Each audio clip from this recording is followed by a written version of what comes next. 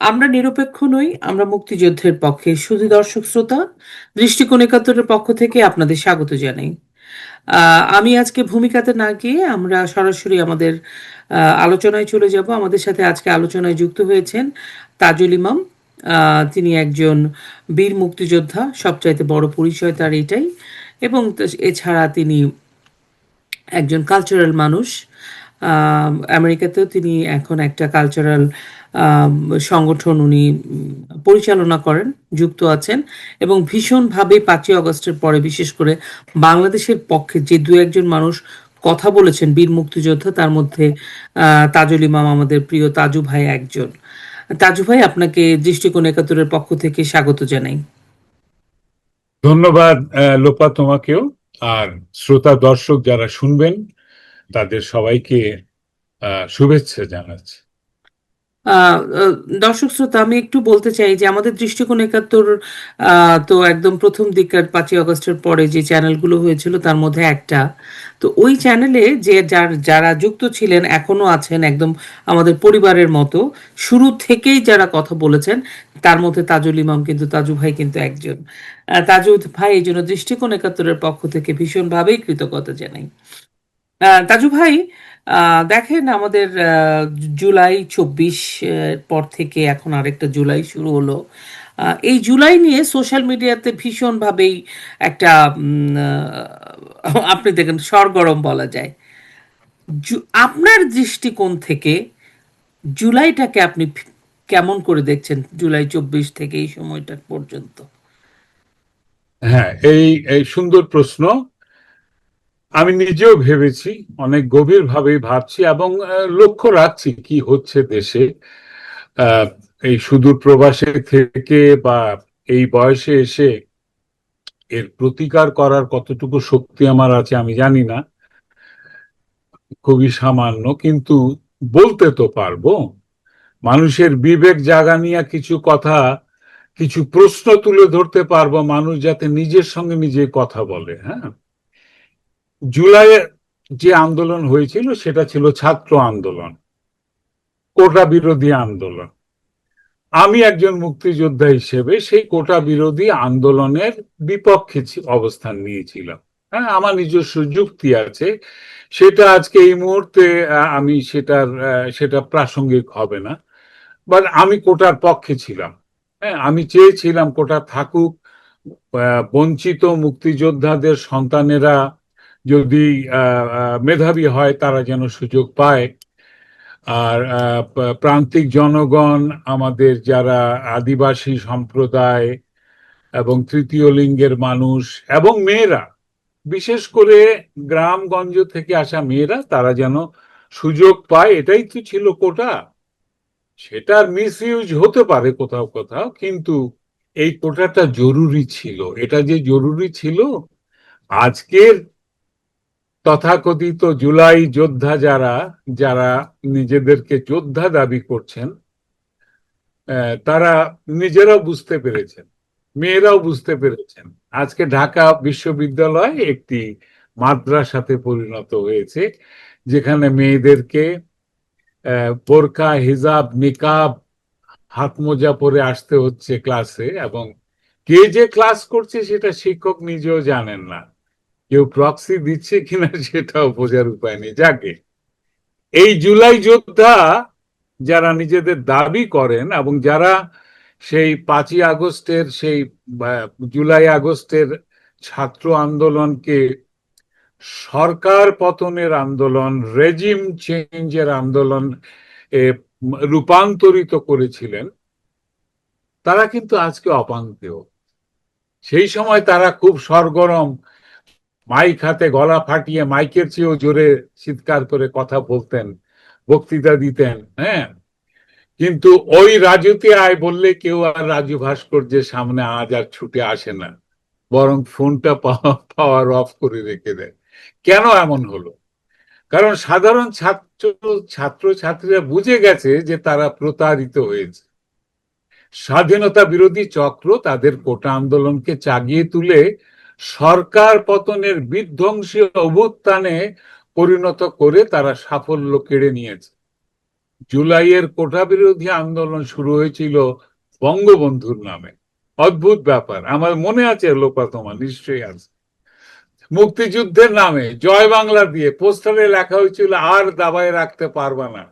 গান হচ্ছিল তীরহারা এই ঢেউয়ের সাগর, পাড়ি দেব রে মা গো ভাবনা কেন, ইত্যাদি ইত্যাদি, যেগুলো আমাদের স্বাধীন বাংলা বেতার কেন্দ্রের গান ছিল। 5 তারিখের পর তাদের মুখের ভাষা ধীরে ধীরে বদলে গেল। স্বাধীনতা হয়ে গেল আজাদি, ন্যায় বিচার হয়ে গেল ইনসাফ। স্বাধীন বাংলা বেতার কেন্দ্রের গানের বদলে উদ্দেশ্যমূলক ভাবে তারা কাওয়ালির আসর, হ্যাঁ কাওয়ালি, পাকিস্তান থেকে নিয়ে আসা কাওয়ালি, সেটা আবার কি 21 ফেব্রুয়ারি মাসে, 21 ফেব্রুয়ারির কাউন্টার করে তারা ঢাকা বিশ্ববিদ্যালয় কাওয়ালির আসর বসিয়েছিল। এগুলো সিম্বলিক, এগুলো তখনই রিভিল্ড হচ্ছে, তখনই স্পষ্ট হয়ে আসছে এদের চরিত্র। এদের চরিত্র তো সহজে বোঝা যায় না। 71-এর মুক্তিযোদ্ধাদের বদলে জুলাই যোদ্ধা, আমাদের মহান স্বাধীনতার আন্দোলনের পরিবর্তে বলতে শুরু করলো তৃতীয় স্বাধীনতা অথবা স্বাধীনতা 02। 71-এর শহীদ পরিবারের অনুকরণে সমান মর্যাদা দিয়ে আগের থেকে ঢেকে দিতে বানানো হলো শহীদ পরিবার, জুলাই শহীদ পরিবার। যুদ্ধাহত মুক্তিযোদ্ধার অনুকরণে বানানো হলো যুদ্ধাহত জুলাই যোদ্ধা, যাদের মাথার ব্যান্ডেজের মধ্যে রং লাগানো। আমরা অনেকগুলো ভিডিও দেখেছি, অনেকগুলো দেখেছি।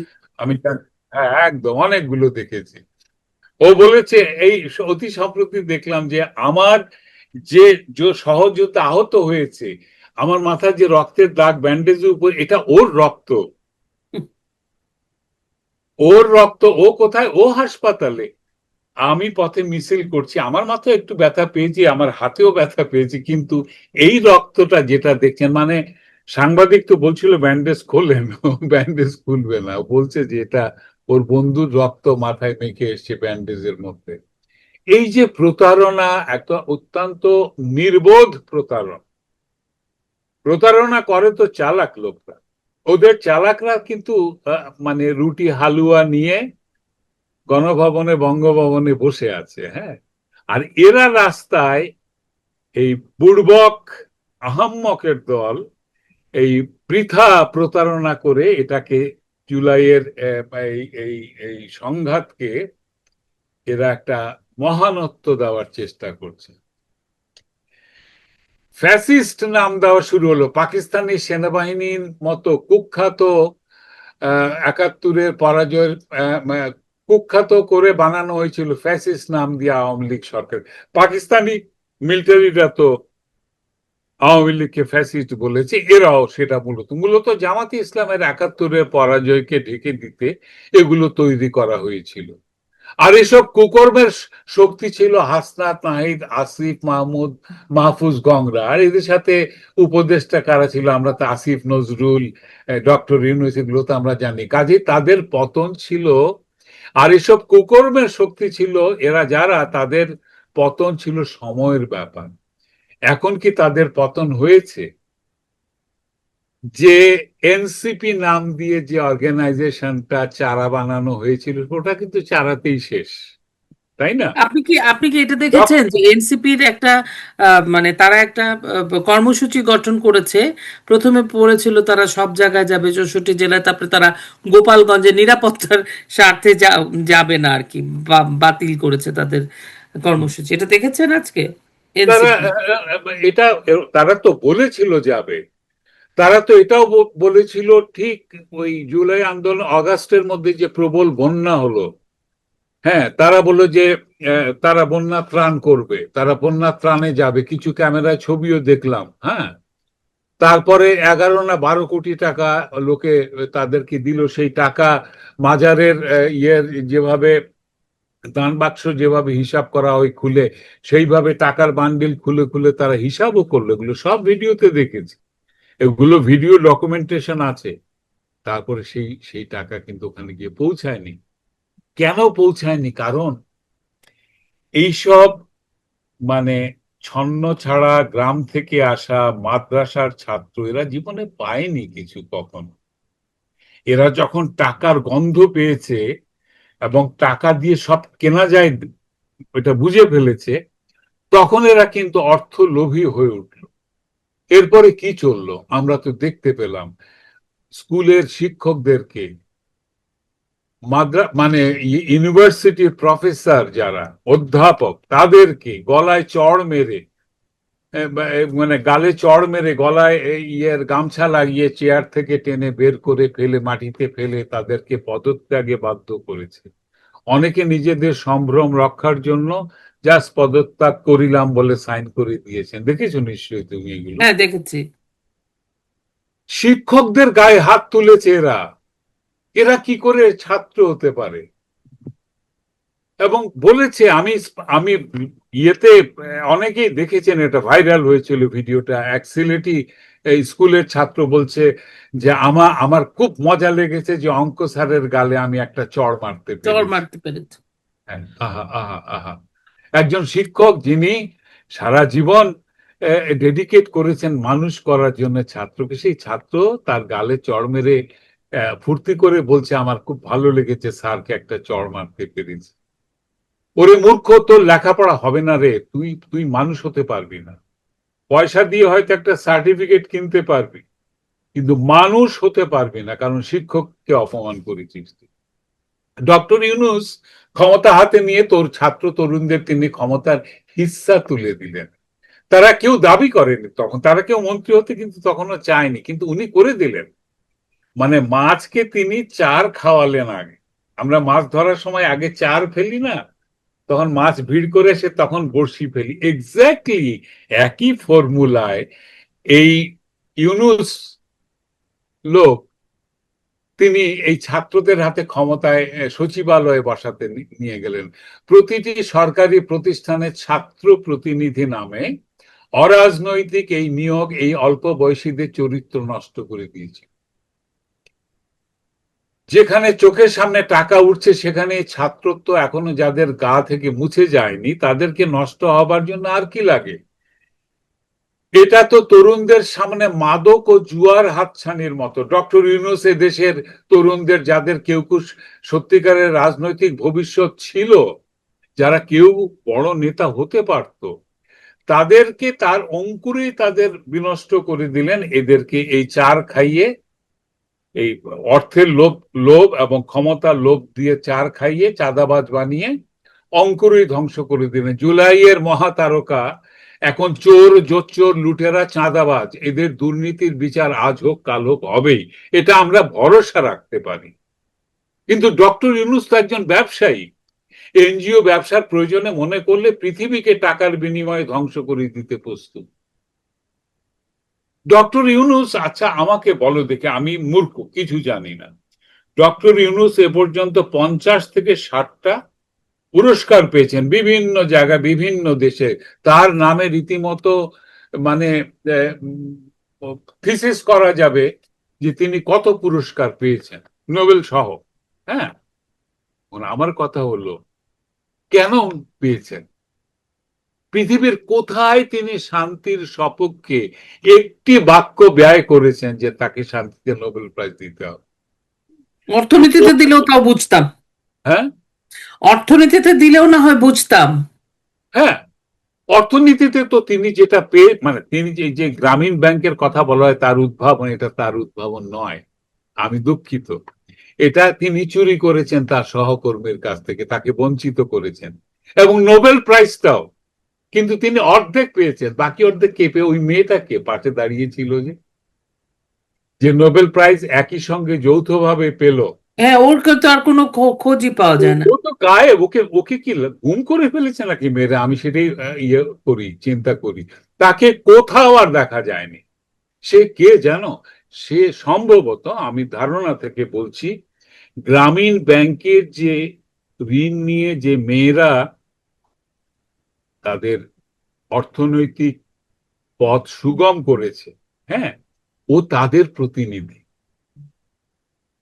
অর্থাৎ বাংলাদেশের সাধারণ খেটে খাওয়া, লেখাপড়া তেমন না জানা মেয়েদের প্রতিনিধি তার পাশে দাঁড়িয়ে অর্ধেক নোবেল প্রাইজ পেয়েছে, কিন্তু ডক্টর ইউনূস সুচতুর ভাবে, সুচোরের মতো সেটাকে তিনি হাতিয়ে নিয়েছেন। সেটার উল্লেখ কোথাও নেই, সেটার উল্লেখ কেউ করে না। পশ্চিমা এই যে মিডিয়া যারা তার ছবি দেখায়, মাঝে মাঝে তার বক্তৃতা শোনায়, হ্যাঁ, তাদেরকে, তারাও কিন্তু বলে না যে where is that lady who got the Nobel Prize, who is sharing the Nobel Prize with you?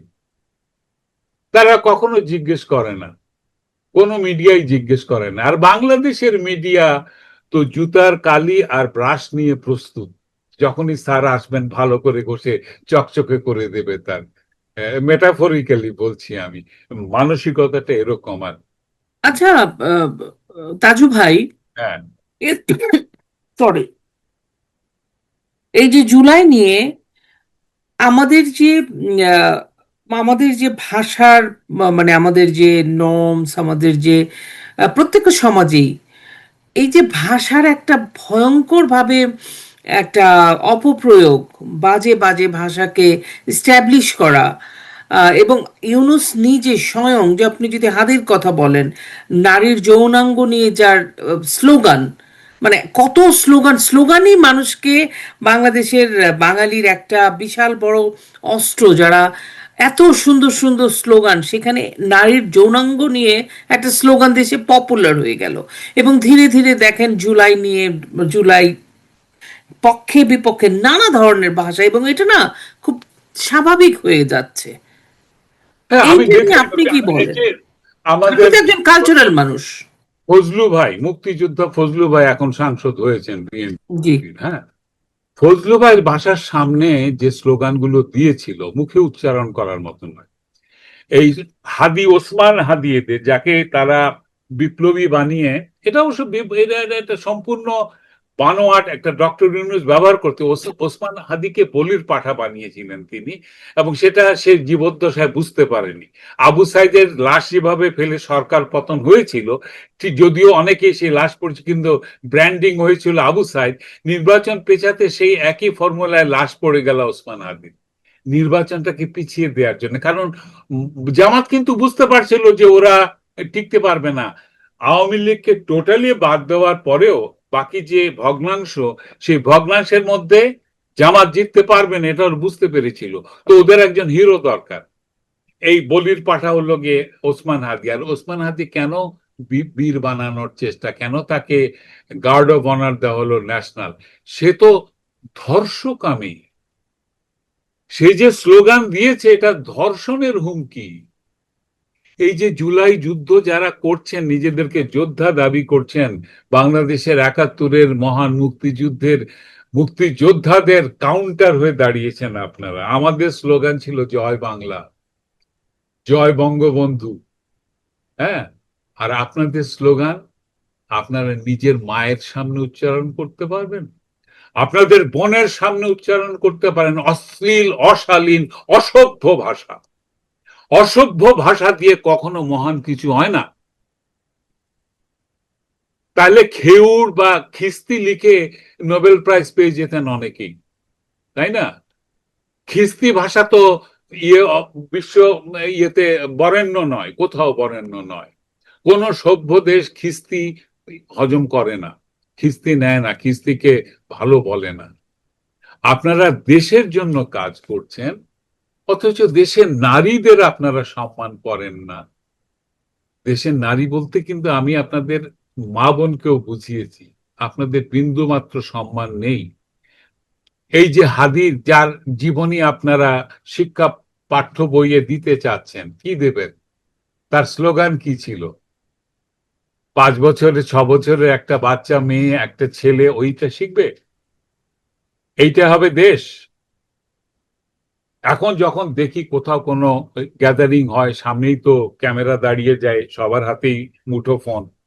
দেখলাম একজন মাদ্রাসার ছাত্র, সে প্রথমে ওই যে ইয়েকে, কারা কারা, ওই যে শাওন এবং আরো কারা কারা একটু জুলাই নিয়ে ইয়ে করেছিল, টন্টিং করেছিল, তাদেরকে অশ্রাব্য গালি, প্রকাশ্য লাইভ ফোনের মধ্যে এটা লাইভ টেলিকাস্ট হচ্ছে। এখন তো আজকে তো তারা দাঁড়িয়েছে রাস্তায় কোথাও কোনো একটা জায়গায় ঢাকাতে, যে শাওনকে গ্রেফতার করতে হবে। হ্যাঁ, গ্রেপ্তার করতে হবে বা ওদের হাতে ছেড়ে দিতে হবে, তাহলে ওরা ফাঁসিতে ঝুলিয়ে মেরে ঝুলিয়ে রাখবে তিন রাস্তার মোড়ে। তো এই যে মব সন্ত্রাস, এইটা কিন্তু এখন তৌহিদি জনতা নামে চলছে। তুমি একটা জিনিস লক্ষ্য করেছো, যেই মাত্র তুমি তৌহিদের কথা বলবে অমনি কিন্তু মুসলমান বাংলাদেশের অজু ভেঙে যাবে ভেবে আর কোনো কথা এর বিরুদ্ধে কিছু বলবে না। তৌহিদ বাংলা কি? তৌহিদ, আমার ধারণা তৌহিদ হচ্ছে গিয়ে যারা শরিয়া, তৌহিদ। শরীয়ত ধর্ম, ইসলাম ধর্মের যে আদর্শ, সেই আদর্শের সৈনিক হচ্ছে গিয়ে তৌহিদি জনতা। কিন্তু আচ্ছা। তৌহিদি জনতা কি করে ধর্ষণ করে, কি করে চাঁদাবাজি করে, কি করে মাজার ভেঙে দেয়, কি করে কবর থেকে লাশ তুলে রাস্তায় পিটিয়ে আগুনে পুড়িয়ে মাংস খেয়ে ফেলে, তৌহিদি জনতা কি করে একজন জীবন্ত মানুষকে আগুনে পুড়িয়ে মারে একটা অপবাদ দিয়ে, এই তৌহিদি জনতাই কিন্তু উদ্ভব কোথায় হয়েছিল জানো? এই জুলাই যোদ্ধারা ইউনিভার্সিটির হলের মধ্যে তোফাজ্জল বলে একটা ছেলেকে, যে কিছুটা অপ্রকৃতিস্থ, মেন্টালি সে ব্যালেন্সড নয়, তাদেরই সহপাঠী ছিল এক সময়, লেখাপড়া চালিয়ে যেতে পারেনি, তাকে ভাত খাওয়াবার লোভ দেখিয়ে ডেকে এনে সবাই মিলে পিটিয়ে মেরেছিল। এই তৌহিদি জনতা ওখান থেকে শুরু। তুমি যখন কোনো অন্যায় করবে, তখনই যদি তুমি নিজেকে একজন ধর্মের বাতাবরণে ঢেকে ফেলতে পারো, তাহলে কিন্তু লোক থমকে যায়। কারণ 1000 বছর ধরে, 1500 বছর ধরে এই ধর্মটা, ইসলাম ধর্মের প্রতি, আমি অন্য ধর্মের কথা বলছি না, ইসলাম ধর্মের প্রতি আমাদের পূর্বপুরুষদের যে আনুগত্য, বিবেচনা এবং সাপোর্ট রয়েছে। হ্যাঁ, আমরা একজন টুপি পরা, লম্বা আলখাল্লা, মাথায় একটু কালচে দাগ পড়েছে, শেষদার, হ্যাঁ, দাঁড়িয়ে আছে, এরকম একজনকে দেখলে সম্ভ্রম করি। হ্যাঁ, কারণ তিনি ধর্মের মানুষ, ম্যান অফ রিলিজিয়ান। হ্যাঁ, কিন্তু আজকে যত ধর্ষণ হচ্ছে মাদ্রাসায় এবং এতিমখানায়, সবগুলো করছে এই মোল্লারা। এই মোল্লারাই দল বেঁধে হিন্দুদের গ্রাম আক্রমণ করছে একটা মিথ্যা অপবাদ দিয়ে, এবং এই মানে পুলিশ প্রোটেকশন দেওয়ার আগেই সেই লোককে তুলে নিয়ে গিয়ে পিটিয়ে মেরে জবাই করে সে লালমনিয়ার হাটে, ওই তোমার ইয়াতে কুমিল্লায়, ব্রাহ্মণবাড়িয়ায়, এইসব জায়গায় এরা মানুষ মেরে আনন্দ পাচ্ছে। এবং এদেরকে বোঝানো হয়েছে যে তোমরা ইসলামের জন্যে এই হত্যা করছো। আচ্ছা। কারণ, হ্যাঁ, তো না, যেটা বলছিলাম, তৌহিদি জনতা নামটা এটা কিন্তু জামাতের দেয়া, কিন্তু এরা কোথাও কিন্তু ঠিক 71-এর রাজাকারের মতো, রাজাকারদের মধ্যে কিন্তু রাজাকারের নাম কিন্তু জামাতে ইসলামের রাজাকার নয়, শুধু রাজাকার। জামাতে ইসলাম যখন কোনো পাপ করে, কোনো অন্যায় করে বা কোনো ক্রাইম করে, তখন অন্য একটা নামে করে, যাতে ওদের কলঙ্ক না লাগে। কিন্তু আজকাল তো মানুষ এগুলো বুঝে যায়, তাই না? আজকে দেখো, এই খুব মজার ব্যাপার আর কি এটা, যে ইরান যদিও শিয়া মুসলমানের দেশ, হ্যাঁ। ইরানে খামেনির অন্ত্যেষ্টিক্রিয়ায় জানা যায় অংশগ্রহণ করার জন্য বাংলাদেশ থেকে সুন্নি মুসলমানদের জামাতে ইসলামের একটি প্রতিনিধি দল সেখানে গিয়েছে। অন্যদিকে জামাতে ইসলাম, যারা এই হত্যাকাণ্ড ঘটিয়েছে ইরানে, তাদের 250 বছর পূর্তি স্বাধীনতা দিবস উদযাপন করছে। এর চেয়ে বেশি সুবিধাবাদী, পদলেহী, বিচারক, বিচারিতা যাদের চরিত্রে রয়েছে, শঠতঞ্চক, জোচ্চোর, আর কি হতে পারে? একটা মুসল্লি, তার সাদা দাড়ি, সাদা চোখের ভুরু, মাথায় সাদা টুপি, সে সেখানে দাঁড়িয়ে সে তাদের স্বাধীনতা দিবস তাদের তাবেদারি করছে যারা ইরানের খামেনিকে হত্যা করেছে এবং সম্পূর্ণভাবে এটা মানে যুদ্ধ বহির্ভূত নিয়মে এভাবে যুদ্ধ ঘোষণা না করে কেউ এভাবে হত্যাকাণ্ড করে না। যাই হোক, এটা হচ্ছে তাদের চরিত্র, কিন্তু তারপরেও আমাদের দেশের সুশীল জনগণ চুপ, বাম চিঙ্কু বাম যারা চুপ, চুপ। একদম মুখে কুলু পেটে চুপ। আচ্ছা, কুলু আচ্ছা, কি মানে ওই খড়ি খড়ি দরজা বন্ধ করার যে খিল যেটা খিরখিরি না খড়কি। ওটা ওটা এদিক থেকে তো কাটতে হবে সেফটি পিন দিয়ে, রাইট? আচ্ছা, তাজু ভাই, আমার এখানে একটা ইন্টারেস্টিং, আমার মাথায় এলো। আমরা তো আলোচনা করি, প্রশ্ন টশ্ন তো নাই।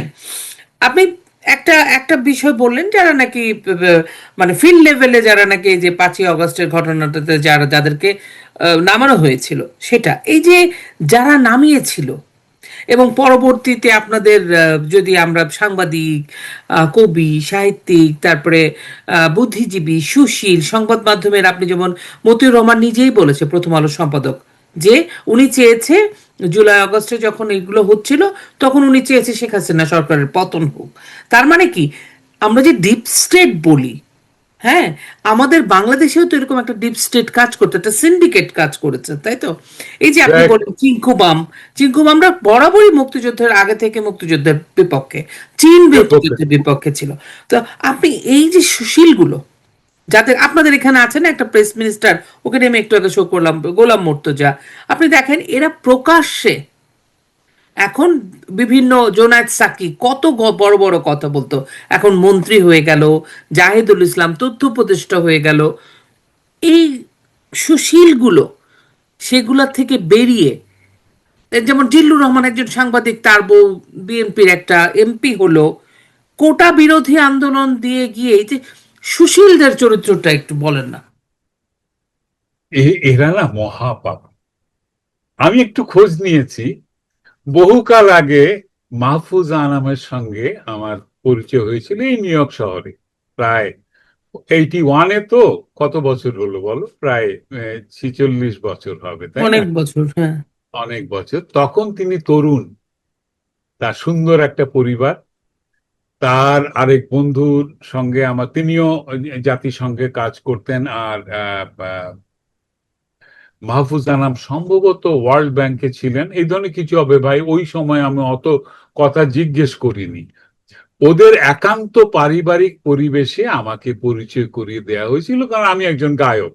হ্যাঁ, আমি একজন গায়ক, গান গাই, আমার বয়সও খুব বেশি কম নয় তাদের থেকে। হ্যাঁ, তারা তখন তাদের 30s-এ, আর আমি তো আমার মধ্য 20, মানে 25-26 বছর বয়স। সেই বয়সে পরিচয় হয়েছিল। অত্যন্ত চমৎকার মিতভাষী, এত সুন্দর কথা বলেন, প্রমিত বাংলায় কথা বলেন, এবং চমৎকার মানুষ। হ্যাঁ, সেই যে প্রথম পরিচয় হওয়ার যে একটা মুগ্ধতা, সেটা রয়ে গিয়েছিল। হ্যাঁ, তারপর বহু বছর কেটে গেছে, আমিও দেশে যাই আসি, খবর পাই তিনি দেশে ফিরে গিয়ে ডেইলি স্টার নামক বিশাল সেই মানে শক্তিশালী পত্রিকার সম্পাদক, ইংরেজি পত্রিকার সম্পাদক, আন্তর্জাতিক খ্যাতি তার বাড়ছে, ইত্যাদি ইত্যাদি, ভালোই লেগেছে।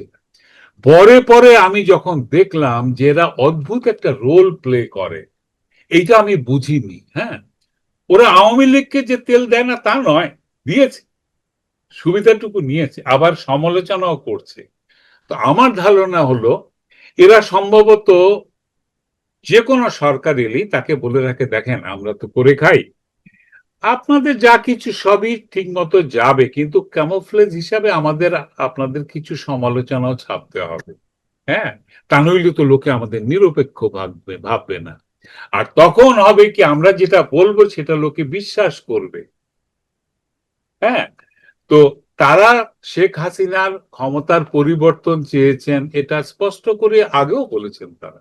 হ্যাঁ, কিন্তু এই পরিবর্তনটা যে তাকে হত্যা করে, তার দলকে হত্যা করে, সব নেতাদেরকে জেলখানায় ঢুকিয়ে, দলের কর্মীদেরকে পথে ঘাটে মেরে তুরাগ নদীতে লাশ ফেলে দিয়ে এইভাবে করতে হবে, সেইটা কিন্তু তারা সেই মুহূর্তে বলেন নাই।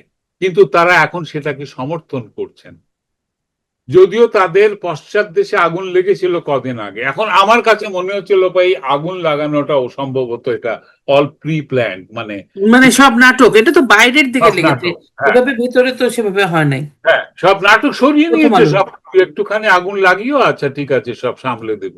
হ্যাঁ, তো এখন তো তাই চলছে, তাই না? আর মাঝখান থেকে এই তরুণ প্রজন্ম যারা সরল বিশ্বাসে গিয়েছিল ছাত্র আন্দোলন ভেবে, তারা যখন এই প্রতারণা বুঝতে পেরেছে, তারপরে তারা ফিরে তাকানোর দিকে চারদিকে কোনো মানুষ নেই। আর এই সুশীল যাদেরকে আমরা সমর্থন করি, দ্যাট ইনক্লুডস বাংলাদেশের মানে সবচেয়ে বয়োবৃদ্ধ যারা বুদ্ধিজীবী আছেন, তাদের মধ্যে সাইদ স্যারও আছেন। হ্যাঁ, এইসব মানুষ যাদেরকে ছাত্ররা, তরুণ প্রজন্ম মানে ধ্রুবতারার মতো মনে করত, তারা নিজেরাও এই কি বলে একটা প্রচন্ড রকমের আহ, হিংস্র ফ্যাসিস্ট বলতে যা বোঝায় স্বৈরাচারী সরকারের বা ক্ষমতার কাছে তারা মাথা নত করে তারা বলেছেন যে আমরা এতদিনে মুক্তি পেয়েছি। আপনি এতদিন স্যার বন্দী ছিলেন, তাহলে কোনোদিন তো বলেননি যে আপনি বন্দী ছিলেন। একাত্তরে স্বাধীনতা হয়েছে, আমরা এতদিনে মুক্তি পেয়েছি। অদ্ভুত লাগে যেসব মানুষকে শেখ হাসিনা সরকার, যেসব কি কি হলো এটা, আমি শুনতে পাচ্ছি, আপনি একটা বলেন। কল একটা চলে এসেছিল। হ্যাঁ, যেসব মানুষকে আমরা ধ্রুবতারার মতো মনে করি, যাদের মুখের বচন বাক্য আমরা খাতায় নোট করে লিখে রাখি, তারা সেখানে গিয়ে মিথ্যাচার করে একটা হিংস্র ক্ষমতার কাছে মাথা নত করেছেন। সরে থাকতে পারতেন, চুপ থাকতে পারতেন, আপনাদের যা দেওয়ার দিয়ে ফেলেছেন এই জীবনে। আর যদি দেওয়ার সাহস না থাকে, চুপ করে থাকেন। আপনাদের বয়সী, আপনাদের চেয়ে কম বয়সী অনেকেই সাহস নিয়ে কথা বলেছেন, এখনো বলছেন, আপনারা বলেননি। মাহফুজ আনাম, মতি ভাই, আপনারা কি করে বিক্রি হয়ে যান, কত টাকায় বিক্রি হয়ে যান, এটা আমার কাছে এখন প্রশ্ন। আপনার কাগজে কি ছাপা হয় আমি আর এখন আর পড়ি না, পড়তে চাইও না, কারণ ওখানে আপনাদের মগজের বিষ, চিন্তার বিষ মিশে আছে। আমি নতুন প্রজন্মকে একটা কথা বলবো যে ভালো করে যাচাই করেন তো একটু। আপনি যদি, আপনার মা যদি বলে এই যা বাজার থেকে পটল কিনে আন, বেগুন কিনে আন, এবং আপনাকে বলে দেওয়া হয় যে ভালো করে দেখে আনবি, পচা আনবি না, আপনি তো দেখে দেখে ভালো জিনিসগুলো ব্যাগে তোলেন, তাই না? আপনাকে, আপনি তরুণ, আপনাকে নিশ্চয়ই সংসারের জন্য যেতে হয়। আপনি যদি একটা ভেজিটেবল যাচাই করে কেনেন, তাহলে আপনার দেশের নিরাপত্তার জন্য যে নেতৃত্ব দিচ্ছে তাকে কেন যাচাই করবেন না? আপনার তো বুদ্ধি আছে, আপনার হাতে মুঠোফোন আছে, আপনার আপনার মানে ওশান অফ ইনফরমেশন আপনার হাতের মুঠোর মুঠোর মধ্যে। আপনারা একটু খুঁজে দেখেন না। মাহফুজ আনাম ছাত্র রাজনীতি করতেন এবং উনি 71-এ পাকিস্তানে পালিয়ে গিয়েছিলেন। Do you know that? উনি 72-73-এর কোনো এক সময় উনি ফিরে আসেন এবং উনি এই ছাত্র ইউনিয়নের একজন নেতা ছিলেন কোনো একটা হলে। সেখান থেকে তাকে বিতাড়িত করা হয়।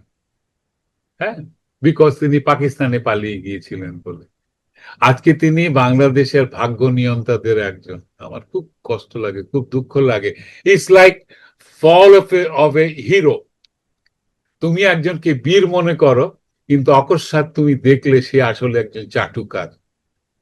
তখন যে বীরের যে মূর্তিটা যে ভেঙে পড়ে গেল, তোমার ভিতরে যে একটা ধ্বংস হয়ে গেল একটা মানুষের একটা চরিত্র বা একটা রূপ, যেটাকে কিছুটা আমরা নিজেরাও বিল্ড করি, তো তাই না? আমরা একজন সাধারণ মানুষকেও মহান হিসাবে কল্পনা করতে শুরু করি তার কাজের ভেতর দিয়ে। আজকে এই প্রথম আলো আর এই এই ডেইলি স্টার, মতিউর রহমান এবং এই কি বলে আমাদের এই সম্পাদক, হ্যাঁ, এরা মাহফুজা নাম।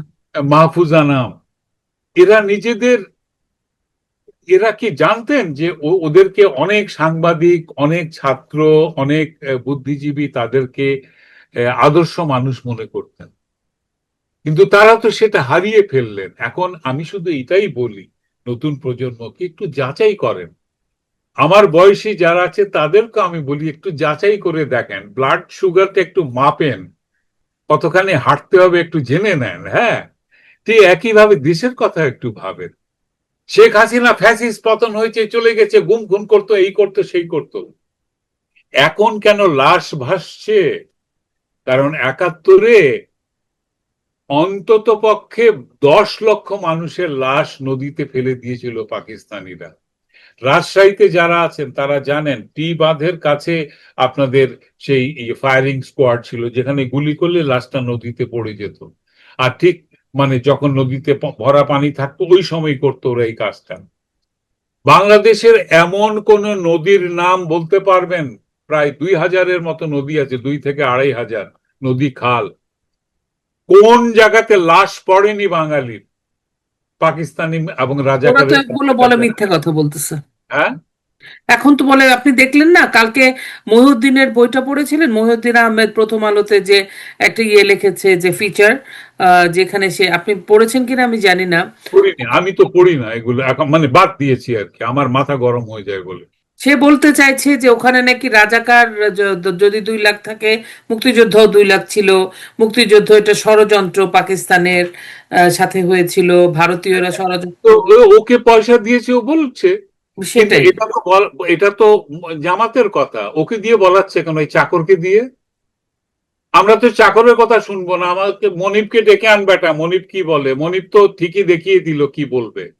সে তলে তলে ইরান আর ওপরে উপরে আমেরিকা, তাই না? দেশটাকে বিক্রি করে দিয়েছে, দেশটাকে বিক্রি করে দিয়েছে ভাই। আপনারা যদি আমাকে, আমি জানি অনেকে গালিগালাজ করবেন, করেন, কোনো ব্যাপার না, আমি শুধু অনুরোধ আমারটাও। করছি, আপনারা নিজেরা যাচাই করেন, যাচাই করে দেখেন কি ঘটছে দেশে। এত লাশ পড়ছে কেন? এখনো কেন লাশ পড়বে? এখন তো গণতান্ত্রিক সরকার। এখন গিয়ে আপনারা ভারত বিরোধিতা করে আপনারা একটা যুদ্ধ বিমান কেনার অজুহাত তৈরি করেছেন। খুব ভালো কথা, যুদ্ধ বিমান কিনে এনেছেন। এখন দেশের লোক যে না খেয়ে মারা যাচ্ছে তাদেরকে কি করবেন?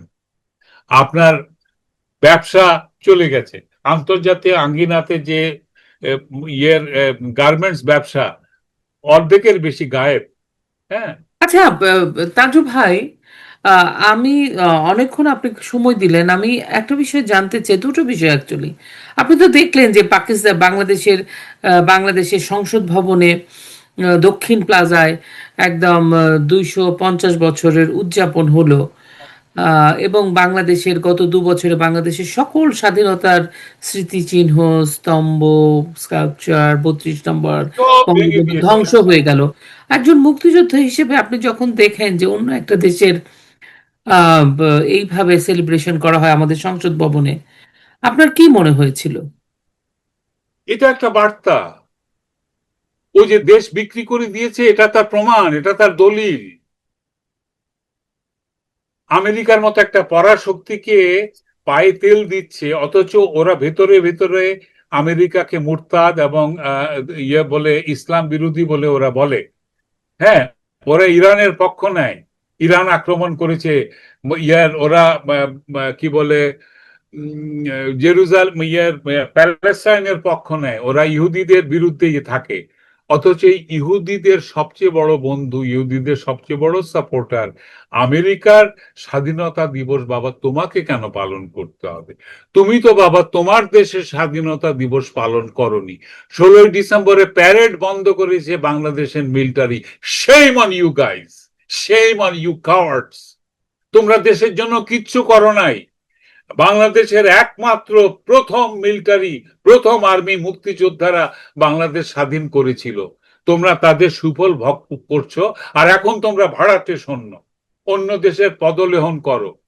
আমেরিকান প্রভুদের যাও না এখন মার্চ পাস্ট করো গিয়ে, ওটা বাদ থাকবে কেন? প্যারেড করো, স্যালিউট দাও। বাংলাদেশের জন্মলগ্ন স্বাধীনতা দিবসে কোনো উদযাপন হয় নাই, কাওয়ালির আসর হয়েছে। আর আমেরিকার স্বাধীনতা দিবস। আরো একটা জিনিস কি জানো, এই যে আমাদের বন্ধু রাষ্ট্র, চিরকাল আমি বাঙালি হিসাবে যার কাছে কৃতজ্ঞ, সেই ভারতের স্বাধীনতা দিবস হচ্ছে 15ই আগস্ট, রাইট? 15ই আগস্ট কুড বি, হ্যাঁ, একটা আনন্দের দিন আমাদের জন্য, কারণ আমাদের বন্ধু রাষ্ট্র সেদিন স্বাধীনতা পেয়েছিল। আমরা সেটা তো কখনোই উদযাপন করতে দেখিনি বাংলাদেশে। হয়তো কনসুলেটে বা এমবাসিতে তারা নিজেরা করেছেন। আমরা কি কখনো শুভেচ্ছা বাণী পাঠিয়েছি? আমরা কি যখন জেনারেল মানেকশ যখন মারা যাচ্ছেন, তাকে কি আমরা তার তার শেষ মুহূর্তে তাকে সম্মান জানিয়েছি? জানাইনি। কৃতজ্ঞতা আমাদের মধ্যে নাই। আর এগুলো জানাতে দেয়নি কারা? কারণ ন্যারেশন তৈরি করছে ভারত বিরোধী প্রথম থেকে। আজকে ভারত বিরোধিতা করে আপনারা কি কচু ঘন্টা করতে পেরেছেন? চারদিকে কাঁটাতারে বেড়া দিয়েছে, আর এপার থেকে কুকুরের মতো ঘেউ ঘেউ করছেন, এই বিএসএফ তোকে মাইরে ফেলামু, তোকে ছিঁড়ে ফেলামু। হ্যাঁ, ভারতীয় ভিসার জন্য আহ, কত লম্বা লাইন! হ্যাঁ, কেন পাকিস্তান তো ভিসা ছাড়াই যেতে দিচ্ছে, যাও না ওখানে। যায় না কেউ পাকিস্তানে। যাবে কি ওখানে আসলে গেট? ব্যাপারটা তা না, আসলে ব্যাপারটা কি জানেন, আমাদের বাংলাদেশের মানুষকে এরা জিম্মি করে ফেলেছে। বাংলাদেশের মানুষের পছন্দকে এরা গলা টিপে মেরেছে। সুতরাং যারা পাকিস্তান যাওয়ার, তারা তারা যে গোষ্ঠী, আর বাংলাদেশের সাধারণ মানুষ যাদেরকে আমরা ভিসার লাইনে দেখি বা যাদেরকে যারা কথা বলতে চায়, তাদেরকে এই গোষ্ঠীটা কথা বলতে দিচ্ছে না। এটা হচ্ছে সবচেয়ে মানে আমরা যে সব, বিপদে পড়েছি। এবং অত্যন্ত অত্যন্ত কঠিন ভাবে এরা অবজার্ভ করছে যে কি ঘটছে। হ্যাঁ, কারণ ওদের তো সবসময় ভয় যে আওয়ামী লীগ চলে আসবে বা স্বাধীনতার পক্ষের মানুষ আবার ক্ষমতায় চলে আসবে, আসলেই তো ওদের মহাবিপদ। ওদের যে পায়ের নিচে মাটি নাই, এই জন্য ওরা তারস্বরে চিৎকার করছে। হ্যাঁ, গেল গেল গেল গেল একটা ভাব আছে। ভারত বিরোধিতা করে, হ্যাঁ, ভারত হুমকি দিয়েছে, এই করেছে। ভারত কোনো হুমকি দেয়নি এখনো, ভারত হুমকি দিবে না।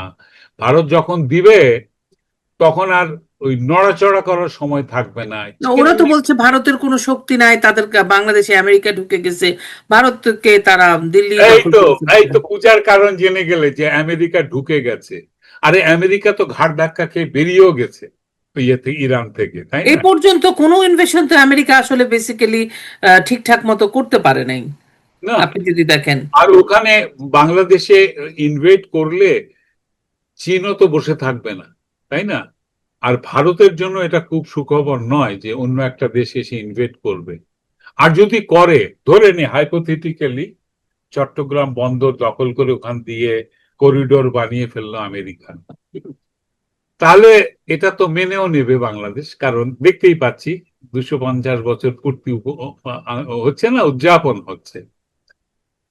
তখন এটা যদি হালাল হয়ে যায় ওদের ভাষায়, তাহলে ভারত যদি এসে ওর চিকেন নেকটাকে এলিফ্যান্ট নেক বানাতে চায়, ওইটাও তো হালাল বলেই মানতে হবে, তাই না? তাহলে আমার বাংলাদেশটা কি হবে? আমার বাংলাদেশ নিয়ে বাংলাদেশটা এখনকার যারা ক্ষমতা আছে ওরা ভাবছে না বাংলাদেশে ক্ষমতা বা বিরোধী জামাত কেউ বিএনপি। ভাবছে না, যারা ক্ষমতা দখল কেউ ভাবছে না লোপার, দেশটাকে কেউ ভাবছে না। আর দেশ বলতে তো শুধু মাটি নয়, দেশ বলতে তো মানুষ। একজন মানুষের পাশে আরেকজন মানুষ কাজ 18 করছে। 20 কোটি মানুষ। হ্যাঁ, একজন একজন একজন কৃষকের পাশে একজন ফেরিওয়ালা কাজ করছে। ওই মেয়েটা 3 বাড়িতে ইয়ে করে রান্না করে সংসারের খরচ দেয়, ওর হাজবেন্ড রিক্সা চালায়। হ্যাঁ, ওদের একটা স্বচ্ছন্দ সুন্দর জীবন ছিল, কারা ছিনিয়ে নিল? এই জুলাই সকল যোদ্ধারা, জুলাই ষড়যন্ত্রের নায়ক এবং এর এক্সিকিউশনার যারা, যারা এর কর্মী বাহিনী, আপনারা সাধারণ মানুষের জীবনের স্বাচ্ছন্দ্য সুখ কেড়ে নিয়েছেন। আপনাদের আক্রোশ ছিল শেখ হাসিনা, আপনারা গণতান্ত্রিক ভাবেও সেটা পতন ঘটাতে পারতেন, অথবা আন্দোলন করেই ঘটালেন, কোনো ব্যাপার না। এই দেশে আন্দোলন করে ক্ষমতা থেকে নামানো হয়েছে এরশাদকেও। বেগম খালেদাও, খালেদা রহমানও ক্ষমতা হারিয়েছেন, শেখ হাসিনাও ক্ষমতা হারিয়েছেন আগে একবার। আপনার দেশের মানুষের স্বপ্নগুলোকে ধ্বংস করে দিলেন প্রথম থেকেই। যা কিছু ভালো সবকিছু ধ্বংস করো। তারপরে কি? এখনো করছে। এখনো করছে। লেখাপড়া শেষ, ইউনিভার্সিটি গুলো মাদ্রাসা, মেয়েরা ঘরের ভেতরে বন্দি। যে মেয়েরা চাকরি করে সংসার চালাতো, গার্মেন্টসে কাজ করতো, আজকে তারা বেকার। মোল্লারা খুঁজে বেড়াচ্ছে তাদের 5 নম্বর 6 নম্বর বউ কি করে ঘরে তুলবে। তো এই বাংলাদেশ চেয়েছিলেন আপনারা? এই বাংলাদেশ আপনারা দিয়েছেন দ্বিতীয় স্বাধীনতার নামে? এটা তো প্রতারণা। আজকে আমাদের শো তো প্রায় শেষ হয়ে এসছে, তাই না লোপা, নাকি? হ্যাঁ, সেও শেষ হয়ে গেছে। জুলাইকে আমি কি মনে করি, এক ওয়ার্ডে বলবো, জুলাই 24 জুলাই আন্দোলন ছিল একটি গভীর প্রতারণা। অনেকগুলো শক্তি মিলে, তার মধ্যে পরাশক্তিও আছে। পাকিস্তান আছে, তুরস্ক আছে, এখন জানি, তখন জানতাম না। তখন জানতাম না। হ্যাঁ, সৌদি আরবও আছে, সৌদি আরবও আছে। এই আমির গুলোর পকেটে অঢেল পয়সা, এরা কোথায় ইসলামের নামে কি করা যায় সেটাই করছে। হ্যাঁ, তো এগুলো সব আমাদের বাংলাদেশের উন্নয়নের বিপরীতে একটা আঘাত বা ঝড়। হ্যাঁ, এগুলোকে চাগান দিয়েছে কারা? এটাকে বাস্তবায়ন করেছে এই জুলাই জঙ্গিরা। আমি শুধু এটাই বলবো, এটা ছিল একটা প্রতারণা। যারা এটাকে সমর্থন করে তারাও প্রতারকদের সমর্থন।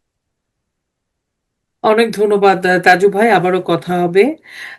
আপনি সবসময় একদম স্পষ্টভাবে আপনার বার্তাটা দিয়েছেন যে এই যে জুলাই আগস্টে যা হলো সবটাই ছিল প্রতারণা।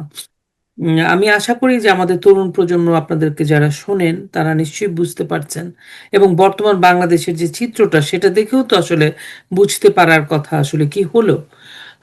আমাদের আমাদের দিয়ে আমাদের এই দেশটাকে কোথায় নিয়ে যাওয়া হলো। বিশেষ করে আমাদের যে 51% নারী আছেন তাদের জীবনটা যে কি হবে আগামীতে, সেটা হচ্ছে সবচেয়ে ভয়ের।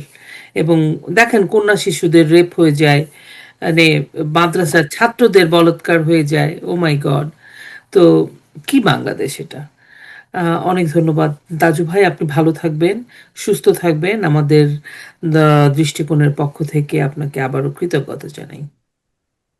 তোমরাও ভালো থেকো, আর যোগাযোগ রেখো, আরো কথা বলবো, আরো তথ্য সংগ্রহ করে কথা বলবো। শুধু দর্শক, আশা করি আজকের আলোচনা আপনাদের ভালো লাগবে, এবং আপনারা যদি কমেন্ট করেন সে কমেন্টগুলোর উত্তর দিব, এবং আমি উত্তরটা আমাদের তাজুল এবং ভাইয়ের কাছে পৌঁছে দিব। আপনারা ভালো থাকবেন, সুস্থ থাকবেন, নিরাপদে থাকবেন। জয় বাংলা, জয় বঙ্গবন্ধু।